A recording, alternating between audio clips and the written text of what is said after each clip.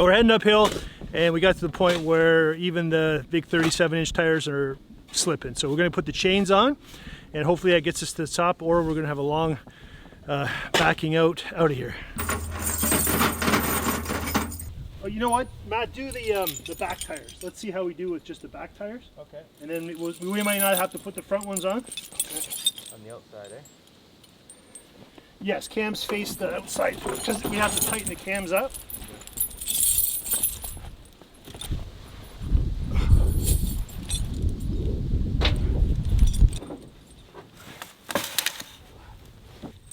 I just kind of draped it over for now. I wasn't sure what you're doing there, but This is one of the steeper hills getting to the lake that we want to get to.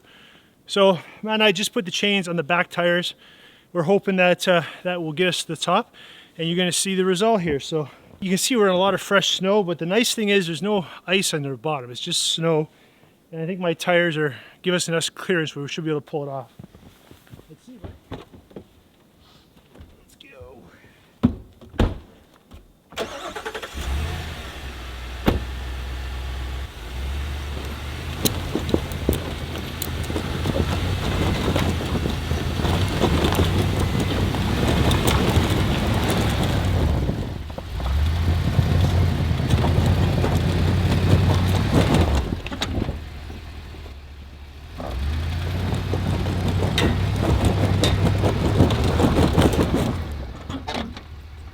We're getting traction, but it's just digging right through the stone of the road. Wow. Thanks for watching, video. This is the start of an adventure with Matt. Me and Matt used to do some ice climbing together and bike trips and a lot of other fun stuff. So me and him are teaming up here to go try to get in the backcountry.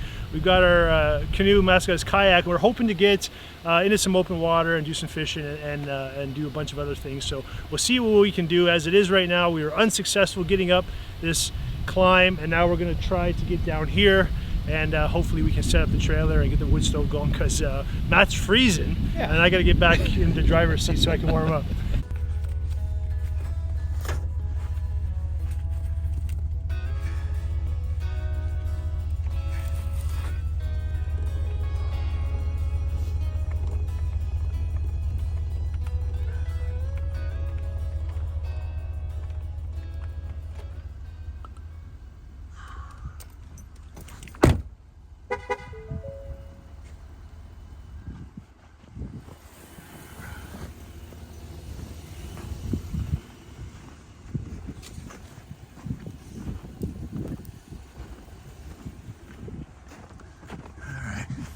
Just gonna film here for the next half hour while Matt does some shoveling. wouldn't have it no other way. Let everyone know this little union does on his time off. There you go. All right, so I just wanted to show you guys how deep the snow was we were trying to get through. We're gonna set up camp here. And yes, I'm gonna help out Matt because Matt's a great friend. He's a hard-working dude. And he's an extremely fun guy to hang out with.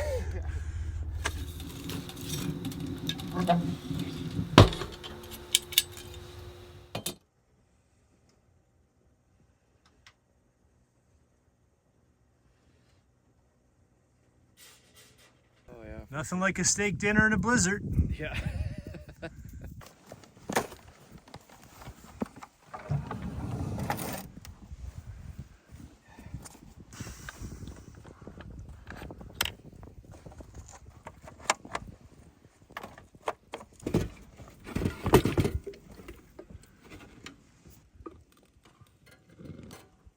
It's warmer tonight.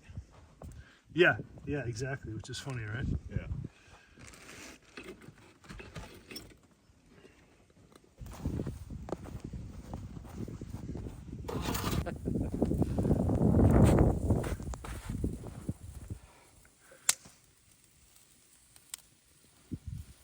As soon as these coals go down, we're going to be cooking some nice steaks on here. Oh yeah.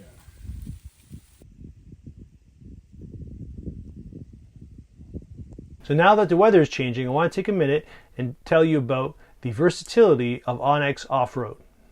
OnX Off-road is built for everybody and has the ability to be switched from dirt to snow in a flip of a switch. That's important for me because I explore year-round and do most of my exploring actually in the wintertime. Now that the snow's fallen, let me show you just a little bit about the snowmobile trails and how this part of the app works. Okay, so we've clicked on snow, and here are all the new layers. Let me just click on the one that I use the most, private land. I love this because it tells you where you are and who owns the property. One of the coolest things now, especially if you live out west, is the avalanche forecast. The avalanche forecast layer gives you all the information that you're going to need while traveling in the mountains out west. It also directs you to websites that have more information on the topic. OnX is always adding more layers and more information to their app, and this is just a small example of some of the things that the app offers. So to get your membership started with OnX Off-road, click in the link in the description below, and remember to use my discount code to save 20% off your membership.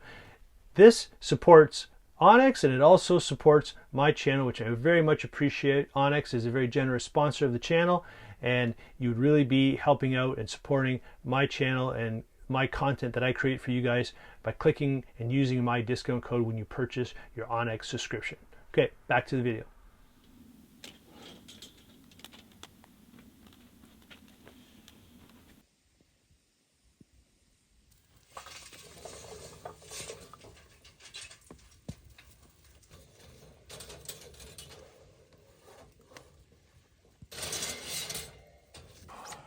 Go, man.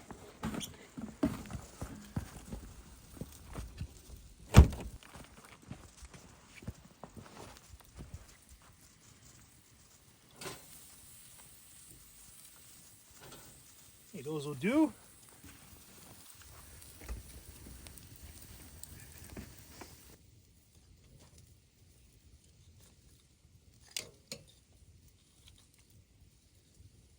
So the snow hasn't let up at all. The stakes are almost done. So we're gonna actually enjoy those inside by the wood stove. There you go, Matty. My lens is all fogged up. But Oh, jeez. Look at that. It looks amazing. no one said we were roughing it. Yeah, that's insane, man. That looks amazing.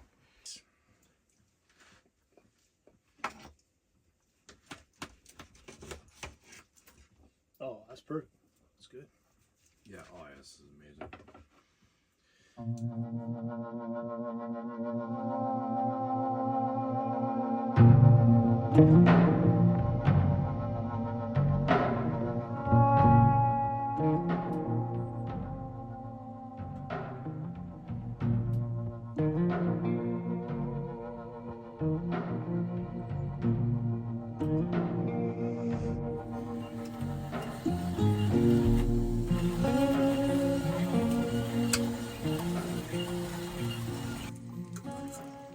And Matt and I just having some breakfast.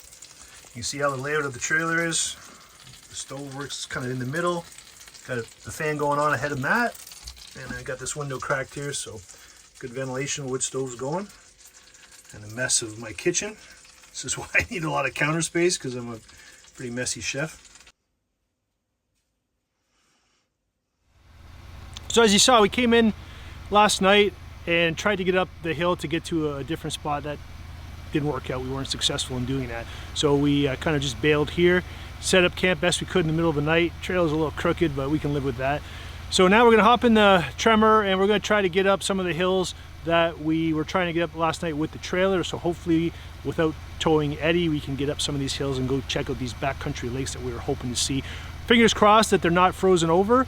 A week ago, there was not even a concern about them being frozen over, but things have gone crazy weather-wise. Got like 3 feet of snow here. So come along and see if we can get up some of these abandoned forest roads and get through this snow. This is where we bottomed out and bogged down. Someone came through with a quad last night. So this is where we stopped. That's where the truck is. So we're going to try to see if we can get up here just with the truck. And you know, driving in snow is like a learning experience for me. So I've come a long way in a few years of doing this sort of thing more aggressively than I ever really have. Got more adventurous in the snow, but there's no substitute for experience when there's so many different snow conditions to drive on. And whether it be ice or just fluffy snow, there's a ton of variables that you have to factor in. And I find no better way of learning than experience. So let's give this a try.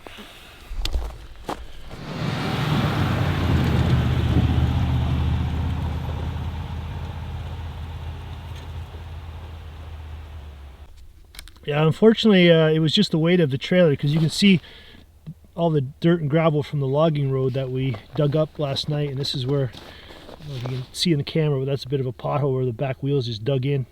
So really, it's really not so much about the traction as it is about the weight. You know, Eddie's 5,000 pounds, so that's just expecting too much of my truck to tow it up there. It's not that the truck doesn't have the power, simply we couldn't get enough traction to tow him up under these conditions. So it looks like my truck's not going to have any problem getting up here, so we're going to go explore that lake. It's amazing how quickly this happened. The lake is starting to freeze over in the shallow water. It's frozen up, and then in the middle of the lake it's still open, but too dangerous to try to get the boats through that thin of ice to the open water. We missed our window, it looks like. We're going to go check out another lake, but I can't imagine it's going to be much different.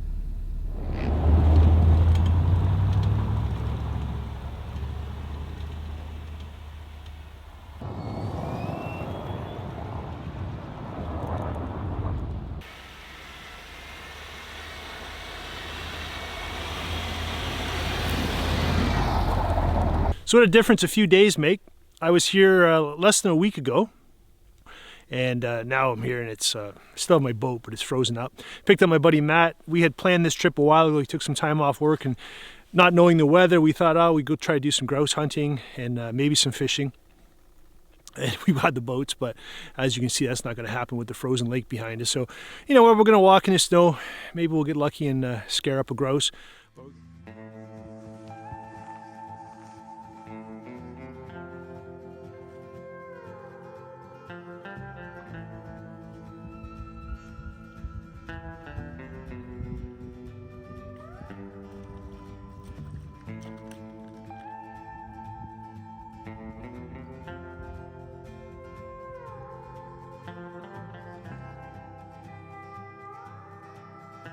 As we wandered through the woods, we discovered an old abandoned cabin. I'm always fascinated by these discoveries, remote locations where someone had built a house or a cottage and over the years has just slowly dissolved back into the woods. Spent some time here checking it out, walked back to the truck, and as expected, no birds were harmed in the filming of this video.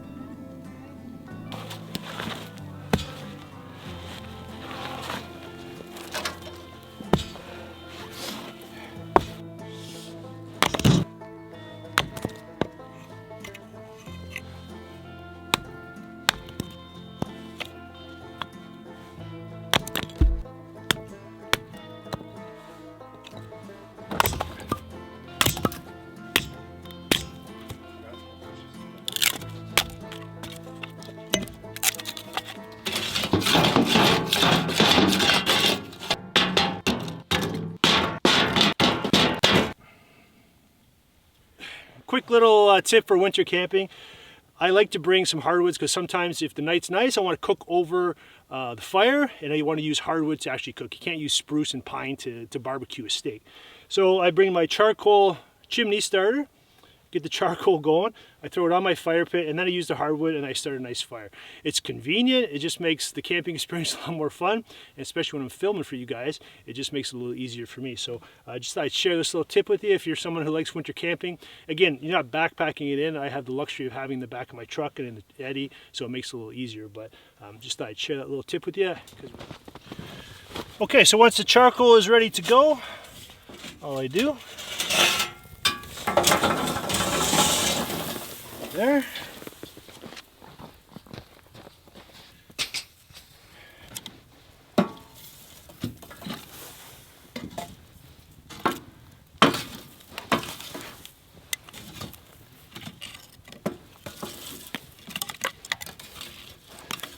It's on a bit of an angle. It's on a bit of a slope where they all want to fall off, but that's no big deal. Put that there.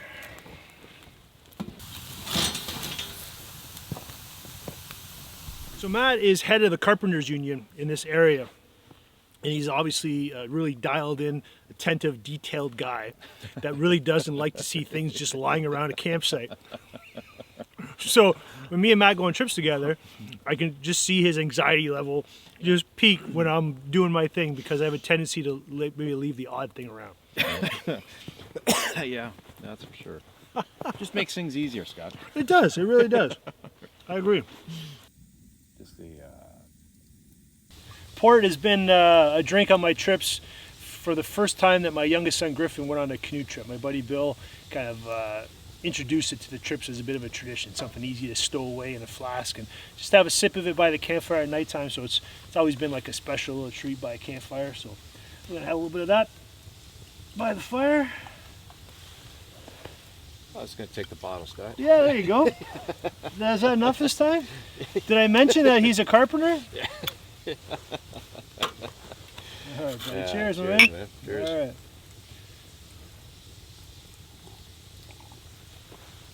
Oh. So Matt and I are really kind of going with the flow on this trip.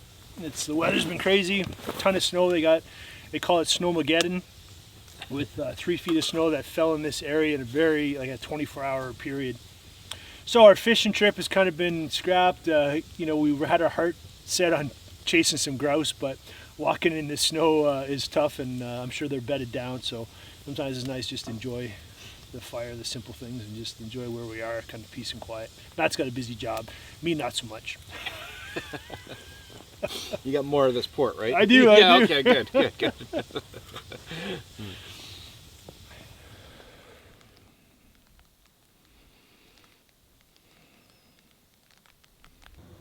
So I thought I'd take a minute this morning before we got going for today to tell you a little bit about the trailer and camping in this really cold weather. So besides having 3 feet of snow, this area it's cold. We're down to minus 15 Celsius at nighttime for 2 nights in a row. And the whole idea of this trailer is to be able to be out in the winter and do some winter camping. So I got the wood stove in the trailer. It works fantastic. There's one flaw that I gotta still work out, is that overnight when the temperature drops, the water line from my water tank to the sink freezes up somewhere, and I gotta figure that out so we don't have running water first thing in the morning, which is not a big deal because I always carry another can that we kind of keep in here so that it doesn't freeze out in the truck. So we always have a water jug to top up my water tank, but also in an emergency, because I've had this happen before. So what I got going here is I got the bathroom door propped open, a good fire going, and I actually have my buddy heater going in here as well to kind of, hopefully if it's the tube that runs across the ceiling in here, it warms up and we can get some running water. It did warm up and thaw out yesterday midday, so I'm sure it's going to thaw out, but it's just kind of a pain in the morning. So it's just one of the things you got to deal with winter camping, right? The buddy heater I use when we go out and I'm away from the trailer for a long period of time.